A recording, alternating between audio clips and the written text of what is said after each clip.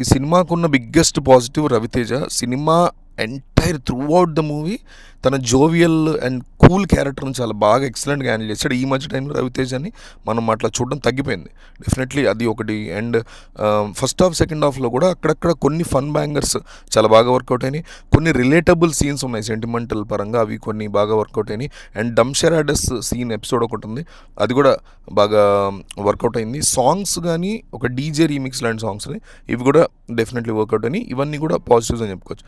ఇక నెగిటివ్స్ చూస్తే రైటింగ్ విషయంలో చాలా కన్ఫ్యూజన్గా అనిపించింది కిషోర్ తిరుమల నుంచి. వీకెస్ట్ క్లైమాక్స్, అంటే ఏదో ఫార్మల్గా కంప్లీట్ చేయాలి కదా అన్నట్టు అనిపించిన క్లైమాక్స్. సత్య కామెడీ బాగున్న, కొన్ని చోట్ల ఇరిటేటింగ్ అనిపించింది. సత్య కామెడీ ఇరిటేటింగ్గా ఫీల్ అవ్వడం మనం ఎప్పుడు జరగలేదు కదా మనందరికి చాలా ఇష్టం సత్య.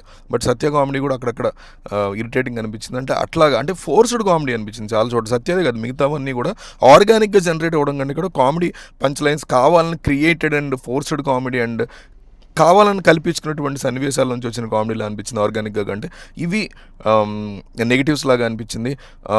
కొంతమందికి అంటే ఫస్ట్ హాఫ్ కొంత అవుట్డేటెడ్గా అనిపించింది రైటింగ్.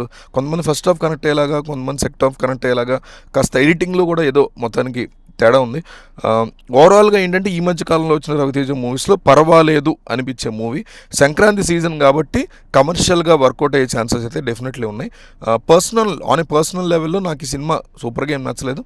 ఓటీటీ వాచ్ అని చెప్తాను. బట్ సంక్రాంతి సీజన్ కాబట్టి మనశంకర వరప్రసాద్ లాంటి సినిమాకి టికెట్స్ దొరకపోవడమో, లేకపోతే మనశంకర వరప్రసాద్ ఆల్రెడీ చూసేసాము, ఇంకో సినిమాకి వెళ్ళాలి ఎంటర్టైనర్కి ఫ్యామిలీతో అనుకుంటే ఇప్పుడు వరకు రిలీజ్ అయిన మూవీస్లో డెఫినెట్లీ ఇది సెకండ్ ప్లేస్లోకి వస్తుందని చెప్పొచ్చు. కమర్షియల్గా వర్కౌట్ అవుతుంది కొంతవరకు అనుకున్నా. అంటే Sankranti season and fun, too much fun లేకపోయినా పర్వాలేదు అనేటువంటి ఫన్ ఉంది కాబట్టి కమర్షియల్గా వర్కౌట్ అయ్యే ఛాన్సెస్ గట్టిగానే ఉన్నాయి.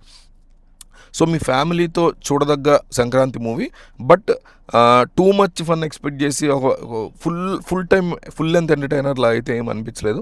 సో మీలో ఎవరైనా చూస్తుంటే మీ ఒపీనియన్ కామెంట్ చేయండి.